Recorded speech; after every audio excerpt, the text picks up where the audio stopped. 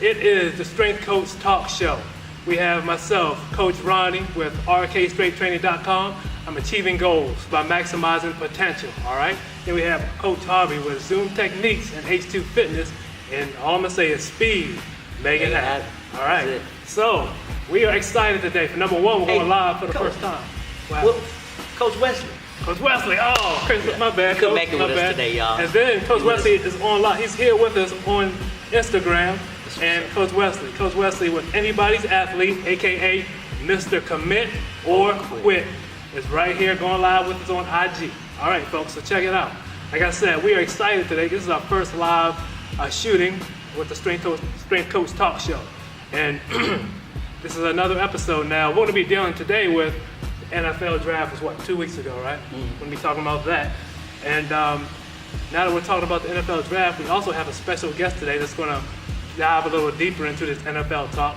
Like I said earlier, we have our special guest, Santia Deck, aka the Queens of Abs. Her website is thequeenofabs.com, and she's going to get into her thoughts on the NFL, the NFL, and everything about the draft when she comes in later. All right? But there's one more thing before we dive into it I want to mention. You know, if you look at our logo, you see the Strength Coach Talk Show. That's the first thing that stands out, right, Coach? But you're also going to see three letters if you look to the right of it. You're going to see an I, an E, and an M. Right. That's important to us too, Coach Wesley as well. It stands for Inform, Educate, and Motivate.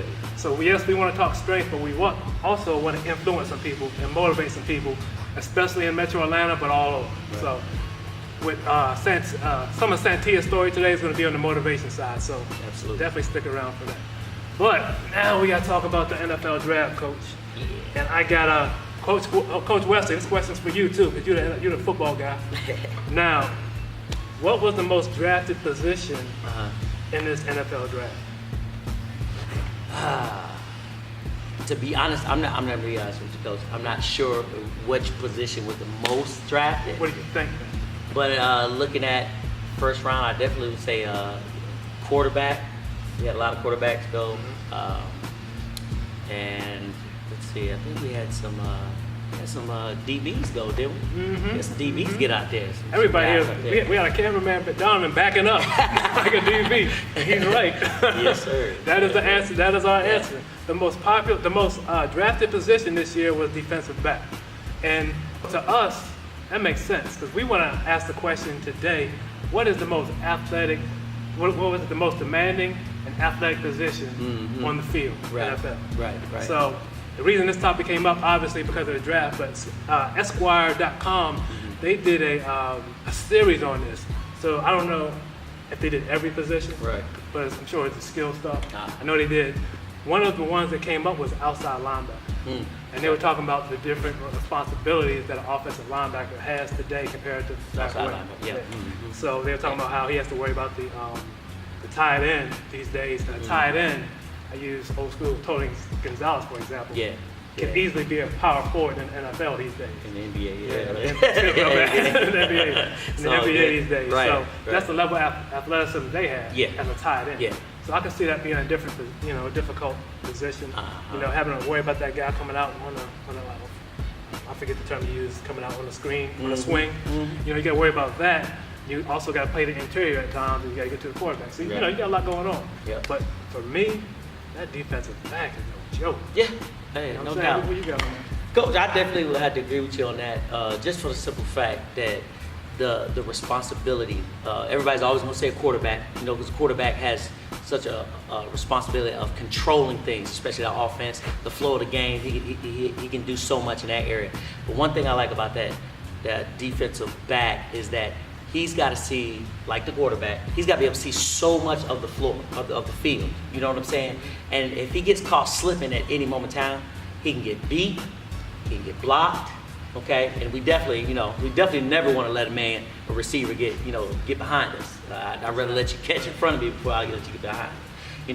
And then we see more and more now that with the speed of the game and the aggressiveness of the game, you got a lot of receivers are key in their blocking schemes. So that we're doing a lot of cross block, a lot of stuff going down, a little bait and switch, and that guy that think he's got his man covered, he might get switched off. You know what I'm saying? So that's a very detrimental position, in my particular opinion, on the football field. And you have to be, you got to be able to do a couple of different things. You know, me personally, you know, we live in the age now where everybody, you know, it's like speed, which is great, you know, but at the same time, we forgot the whole purpose behind football, and that's that hit, that's that rough, that grind. You got a lot of cover quarterbacks now, and it has its place. But I want that guy that a complete corner, you know, that DB. I want him to be able to hit. You know, what happened to the days of like Ronnie Lott, you know, guys like that, that were able to, you know, roam, sweep, make those good picks, you know, make those hard hits. You know, now everybody pretty, you know, we fast and pretty, you know what I'm saying? But again, at the same time, giving respect to the position, they have to be able to know their position and be mindful of everything that's going on at the same time. No doubt, no doubt. See, that little description you gave in the very beginning was perfect. First is something you can measure closing speed. Reaction. Yeah. You know, reaction is very important. Once Right, you get burned, right. you got to react and get back Yeah, to that guy. yeah, right, And right, here's right. something else. You know, as a defensive back, you're taught to make a play at the highest point. So right there, you're gonna have that vertical. You know, and then, you know, let's say it's also a game of angles as Yeah, well. You know, right, say one of your partner on the other side of the field, Yeah. you know, he gets burnt. You got to have the speed, that 40-yard speed, to walk him down with a good angle. Yeah. You know, so that's how the 40 comes in. Yeah, yeah.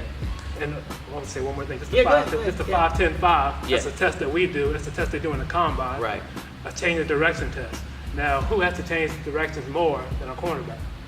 You know, when you're on that island, as they like That's to say. right. You That's know? right. That's So right. go ahead. Well, I know. I'm gonna tell you. One time there was when I was a trainer first, a little while back, and they had. Remember when the NFL had that little close down for a minute? Yeah, I forgot what year that. I forgot what year that was. But at the time, I was doing some training at LA Fitness. So I'll never forget when I had met a lot of the Falcons used to come down and work out. We play ball, you know, a lot of guys, Roddy White, I think Brent Grimes was playing at that time. And, you know, this really cool thing about that was I remember Brent Grimes, you know, he's a cornerback, you know, DB. And man, I've never seen such a freak of nature like I see that guy, because I'm only 5'9", dude. That dude, I looked at him in the eye, maybe even a little taller, you know what I'm saying? But I never seen a guy with that much athletic ability, you know, and that makes me feel good being a, you know, former track athlete, you know, in the military and everything. But just, we get, you know, we can excel at such great, you know, feats, you know, and the different movements that we can do. But I had a story one time, I'll never forget, we were playing, we were working out or something like that. So Brent, I'll never forget this, Brent was, we were doing like these stair jumps. So, you know, we go to the bottom of the staircase, you know what I'm saying? We just jump, who can jump the highest, you know? And so, you know, me being a trainer, you know, I think I'm all that, you know? So I jumped up there, I had about six steps, you know, everybody's like, dang, all right, you know what I'm saying? My man got some hops, you know? You know, us short guys, you know, we get a lot of pull because we can jump high a lot of times, you know?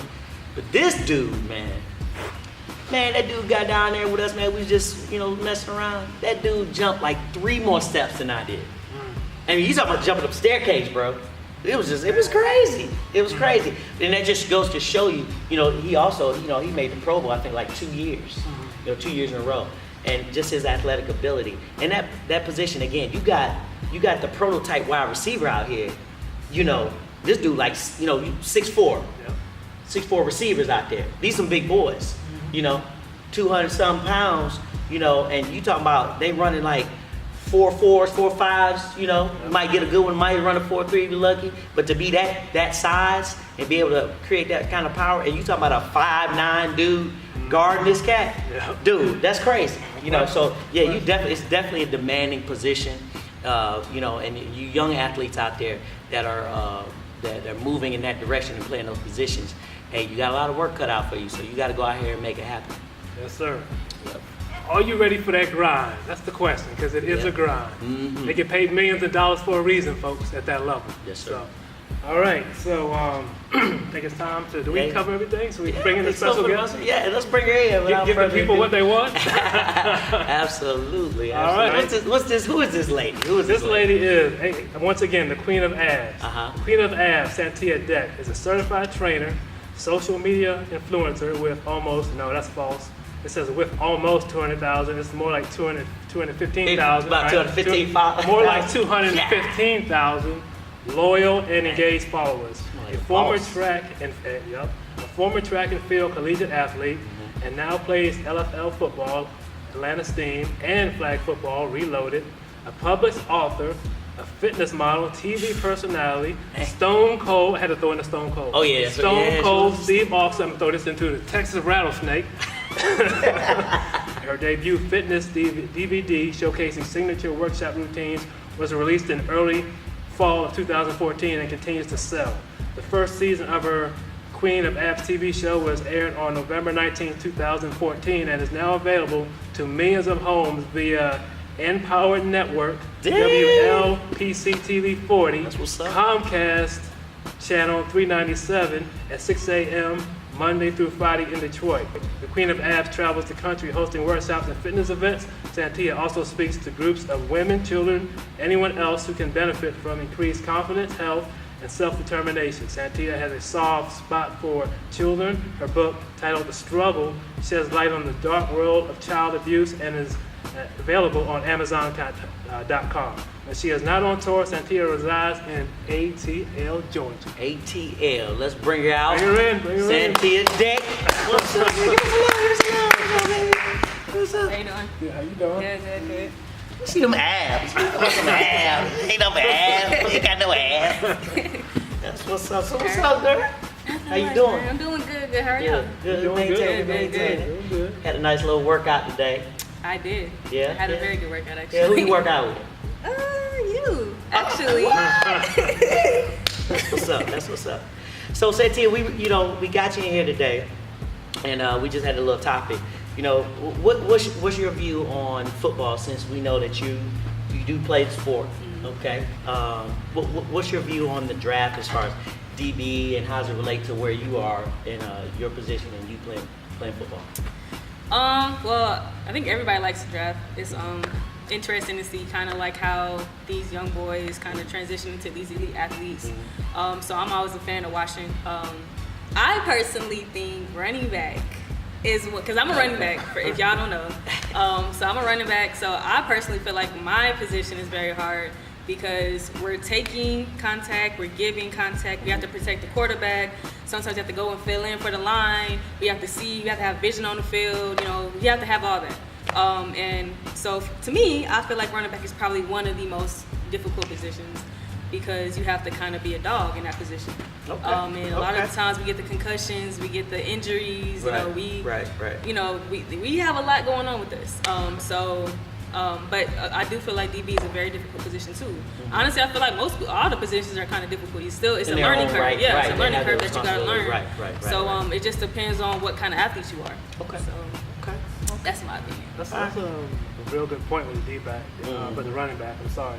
Yeah, because they do a lot as well. Yeah, they do quite a bit. All the athletic stuff is there, change the directions, everything. Yeah, we gotta learn how to catch. We gotta catch, hit, get hit, everything. Okay. So tell us a little bit about where you at with your football career. What you got going on right now? So I actually no longer play LFL. I play flag, and I play rugby now. Okay. So rugby seems like it's a step up from football. Okay. I'm gonna test that out this season. Okay. Where you gonna be playing at? I'm gonna be playing for the Old Whites here, and it's the 7s, so that's the faster game. It's not the 15s. This is more like the speed people. If it was football, it'd be running backs and receivers probably playing. Okay. So it's a faster game. There's no protection. Okay. So it's bone-on-bone contact. So it's gonna be a little different. You might have put a little meat on you. I know, right? Now, is this like a co-ed thing? Is it all women? No, this is all women. This actually filters into the USA team. So if you do well enough, you can actually get recruited to go to Olympics. Wow. So that's my goal. Okay. So, all right. I didn't know they had an Olympic. So it sounds like a 7-on-7. That basically. In a way, yeah. In a way. Okay. And they have an Olympic team for that. Mm-hmm. Well, so last Olympics was the first time that they actually had rugby. Wow. In the Olympics. So I missed it. Okay. A little bit. Okay. All right. You got Coach, you got anything? Well, I was gonna ask my question. Are you done with all the football? Cause mine's gonna take. Gotcha. To the Well, motivation. let's break into a little bit of something. Now, for those of you who don't know, I've been kind of training Santia since she was maybe into high school. Yeah. A little bit Into through high your school, college, yeah. and then on and off. As she's become, famous, it's hard to catch up with little lady. But throughout your transition from high school to college to where you're at now, what do you think has been the biggest challenge athletically for you? I think the biggest challenge, transition from college to like not in college, I think is just your body is obviously starting to slow down a little bit more. Okay. So I have to stretch more. Okay. I have to warm up a lot longer. Sometimes, you have aches and pains that you might not have had when you were in college or high school or whatever. So just kind of adjusting to like your new body, as an athlete. Just trying to keep with these little youngins, Yeah. I know I'm only 26, but these 18 and 19-year-olds be coming out here and I'm like, look, y'all still ain't faster than me. So just know that, okay? But What's your what do you think is your biggest athletic accomplishment? oh man, honestly, I know this sounds super cliche, but I think honestly just getting a full ride to college. Okay. I think that's probably been my biggest accomplishment because I had a lot of obstacles against me. I was always injured. Okay. I had family issues going on when I was in high school, so it was very tough. And then graduating from college on time as a full-time athlete, I think that's an accomplishment in itself because a lot of times people can't handle the athletic side and then being a student and then being a college student with all the distraction and partying and this and that. Yeah. And I was just one of the lucky ones that stayed focused and got to complete everything. And then now being able to play football as a woman, I mean that's obviously a big accomplishment. And then being 26 years old and being introduced to rugby and still having the body and being in shape and the mental aspect to actually go into a new sport and possibly go to the Olympics. That's been my dream since I was like 4. Yeah, I remember So you talking about that all the time. I thought it was gonna be track, but apparently it might be football or it might be rugby. Okay. So I just think just accomplishing stuff and finishing because a lot of people they start something and they're like, oh, I got injured, or oh, I can't keep doing this because of this, but I actually finished all the levels of being an athlete. So now it's time to go to professional. So. Let me ask you, when you do your speaking engagements or when you talk to young athletes, okay, or let's just say, especially in particular, young women, or maybe even, what do you tell them? How do you inspire them in their journey to maybe get to you where you are or even further? What is that fire that you light in them to be inspired to where they want to be at? When I speak to kids, first of all, with younger kids, you have to kind of get on their level. Okay. So I try to be real. I try to be raw with them, and I try to just tell them about my experience because I'm not too far from them most of the time. So the main thing I tell these kids is just being focused. And let them know that it's a journey, it's a process. It's not gonna happen overnight, and you might lose some friends, along the way. But that's part of elevating. And everybody's not gonna be able to go with you. Sometimes your friends they're gonna want to go out to party and movies or whatever, and you might have to go to practice.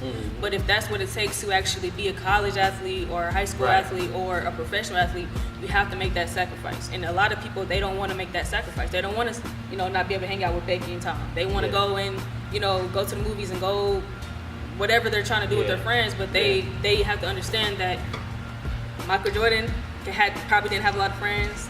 Allison Felix, Mary Jones, all of them probably didn't have all the friends that they wanted to have, but they had the friends that they needed. Gotcha. And they just got to realize that God has a plan for all that. They're going to put the right people in your life. You might lose some of your friends that you thought was friends, but they might not be able to go with you, and that's cool because God has a new set of friends that's going to help you elevate. Absolutely. Sounds good. What you got, Coach?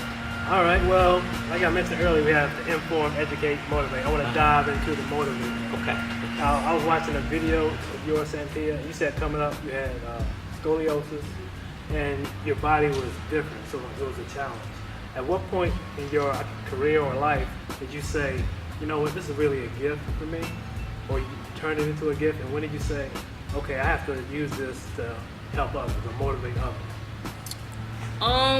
Honestly, it took me a long time to be comfortable with myself. Honestly, all the way from probably to sophomore year in college, because I was always very muscular. I didn't want to wear bathing suits. I didn't want to wear shorts because I was ashamed of my body. I have broad shoulders. People, I was teased about, being muscular. I had a lot of image issues. Yeah. So I didn't really get comfortable with myself until I went to college, and I had a friend that kept saying, "You got a nice body. Your body's beautiful. You'll motivate people." And I'm just like, "Nah, I look like a man," because I was always taught that when I was younger. Yeah. So in my mind, that's what I thought. But she said, "Okay, let's make this big.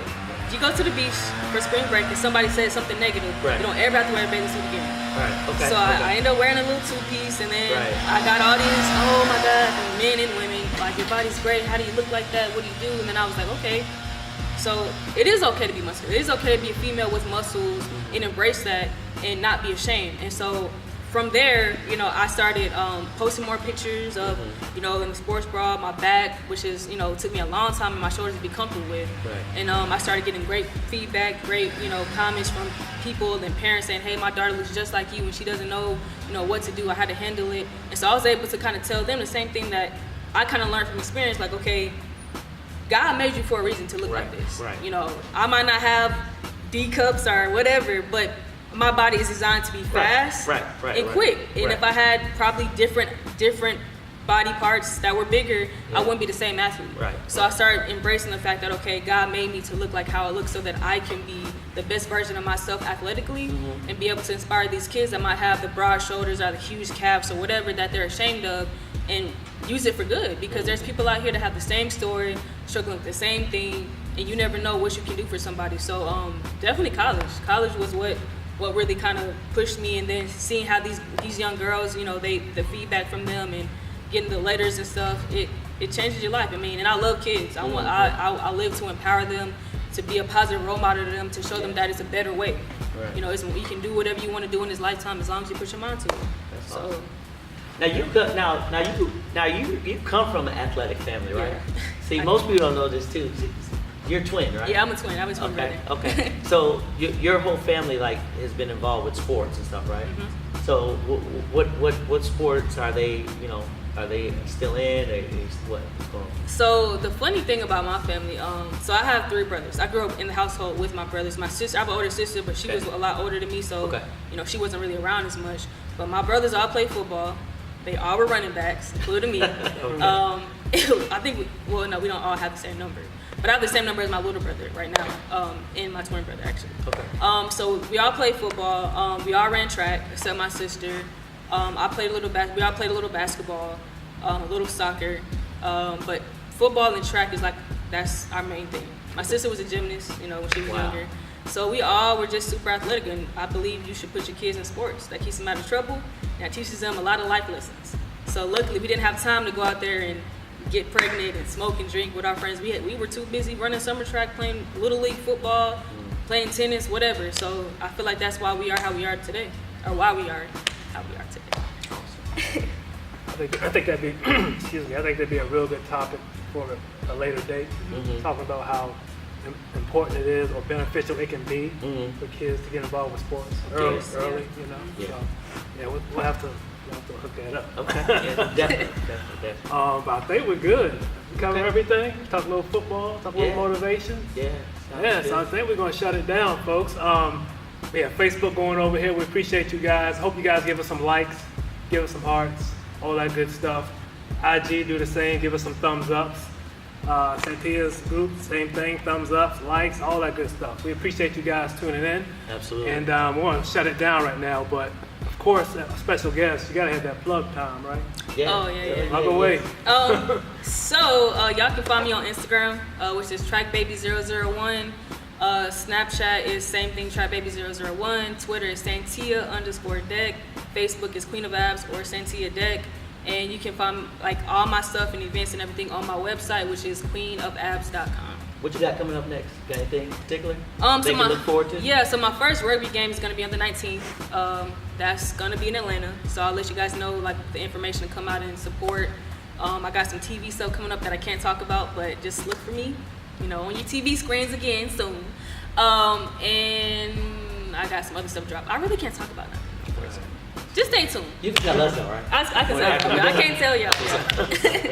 All right, well, that's it for the Strength Coach Talk Show. Another episode. You guys stay tuned. We got a crazy summer coming up.